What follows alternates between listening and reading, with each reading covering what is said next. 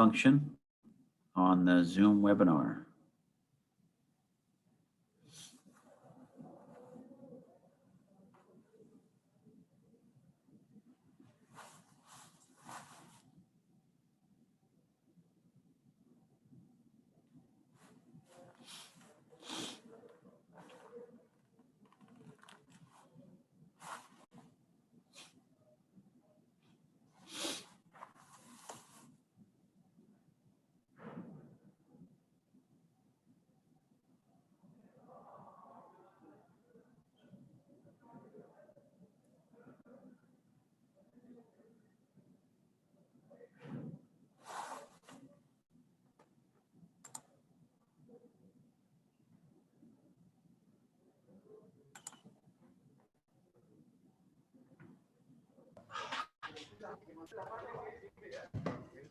Okay, David, welcome.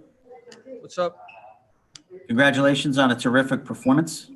Thank you. We highlighted at the end of the bout your combination punching.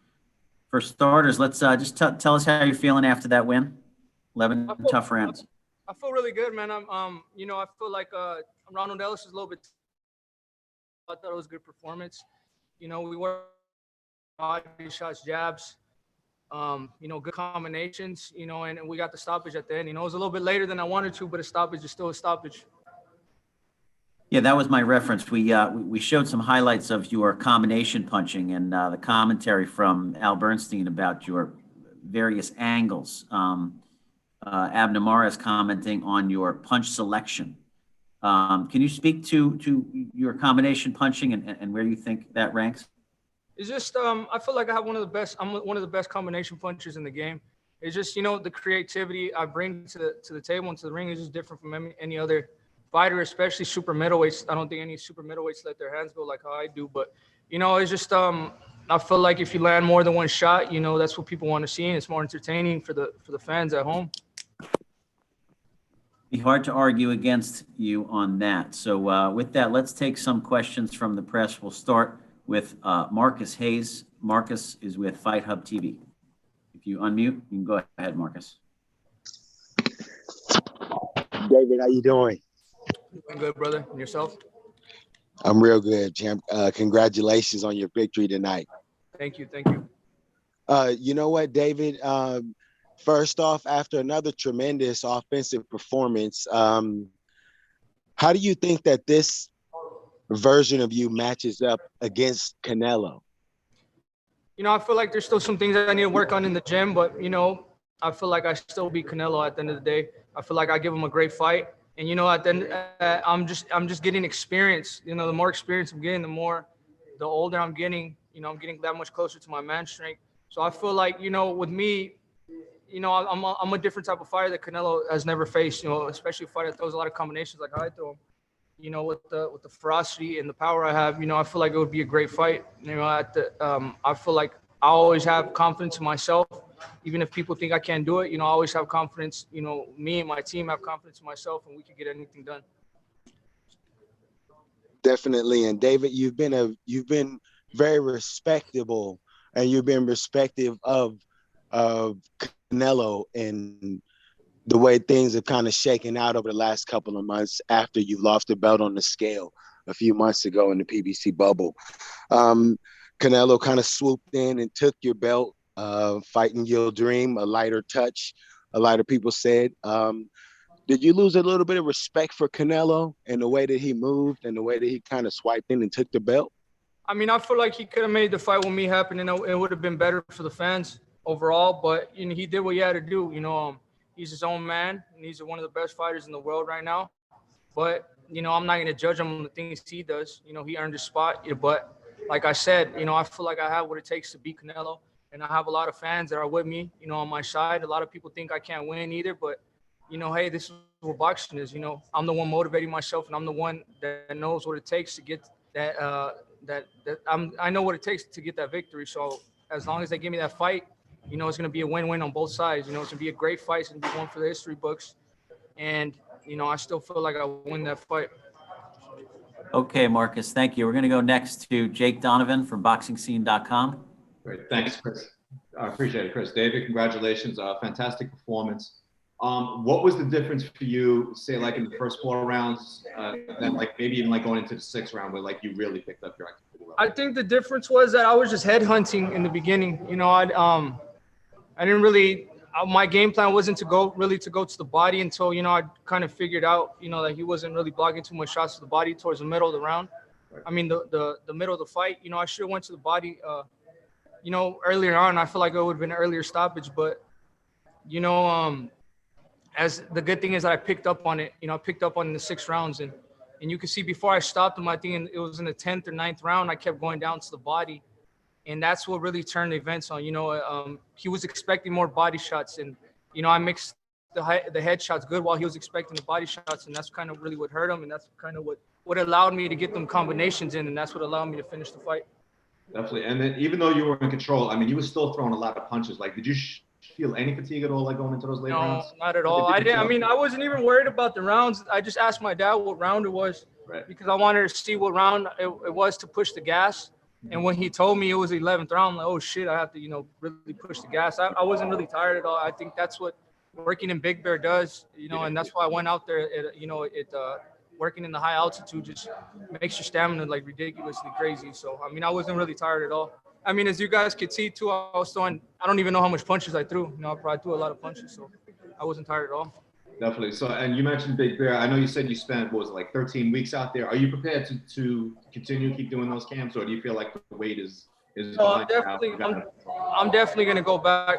You know, I want to be a great fighter at the end of the day. So I feel like that's my sweet spot, and that's how I'm going to get better. And that's what great champions train. So I want to, you know, I want to work like how my idols trained, and I'm going to keep going back to Big Bear, and however long I need to be out there for, that's how long I'm going to be out there for. And then my final question, assuming the belts are tied up, obviously Canelo's fighting Billy Joe Saunders. He has his eyes set on your good friend Caleb Plant next. If the belts are tied up, do you have any particular opponents in mind you want to face to stay at this level? I want to fight Charlo. I think that would be a great fight. You know, he said he was going to move up to 168, Right. but now he's backpedaling, saying that he's going to go down to 160. I mean, I'm willing to fight anybody. You know, if anybody thinks it's an easy task, then come see me in the ring. You know, I'll show you otherwise. I'm not scared of nobody. I'm not hiding from nobody. I'll fight whoever, whenever. It doesn't matter. You guys just let me know, put a date on it, and that's where I'll be. Very cool. Congratulations, David. Fantastic performance tonight. Probably your best one. Thank you so much. You got it. Okay, thanks, Jake. We're going to ask Jeremy Herrages from Fansided to go ahead. Jeremy?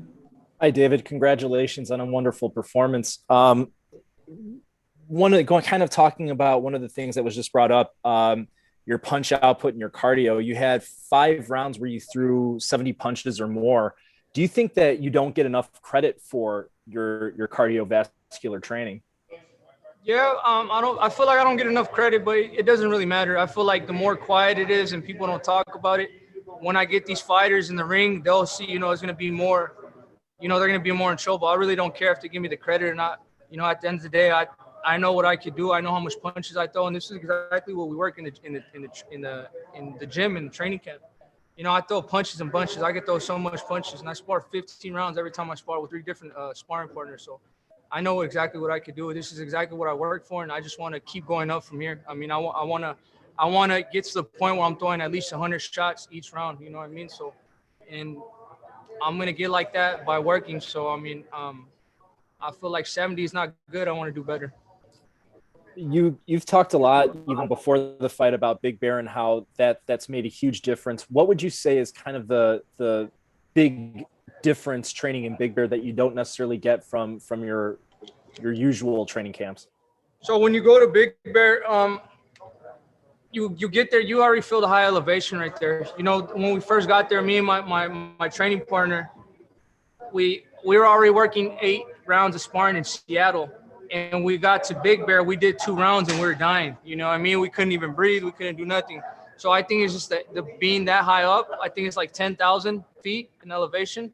So it's definitely a big difference. And then it's just more secluded out there. There's only a grocery store, the gym, and the cabin. You know what I mean? So you could tell that's an amazing spot to train because Prince Nassim, Oscar De La Hoya, Barrera, Mosley, they all trained up there. So if the greats trained up there, it's for a reason. So, I mean, you just have to go up there to see for yourself. But, it's an amazing spot to train. Final question for me. You've talked about who you'd like to fight afterwards. If you can't get a Charlo or a name like that, and the WBC said, hey, Anthony Dirrell is someone that we'd force you to put in, considering that this was an eliminator and we still don't know what they're going to do with that draw. Would you be adverse to fighting an Anthony Dirrell again? I'll definitely fight Anthony Dirrell again, and I'll stop him this time even faster than I did the first time. For me, I got to feed my family. This is my job. So if people don't want to fight me, then I got to move on to the next. I definitely want to stay busy. I don't want to just fight one time a year. I just turned 24 years old. So, I just want to fight as much times as I can. And, sometimes these guys, they don't have the balls to step in the ring and they're not ready on their side, but it has nothing to do with me. I'm ready at any time. I'll fight whoever. Sounds good. Thank you, David, and congratulations. Thank you. Thanks, Jeremy. So, David, I'm not sure if you know this, but you threw 733 punches in the fight as counted by CompuBox. You landed 341 of those. There was over 70 punches per round in nearly every round, except for 4 of them by my count. Your opponent threw 670 punches. He landed just 184. Let's take our next question from Keenan Atchison from Tunnel Vision Sports. Keenan, go ahead. Hey, David. Congratulations on your fight tonight, man. You look outstanding. Thank you. Going into the fight, I know a lot has been made about you being up in Big Bear. Was this probably the best you felt going into a fight? Yeah, this is definitely top 1 or top 2 of the best shape I've ever been.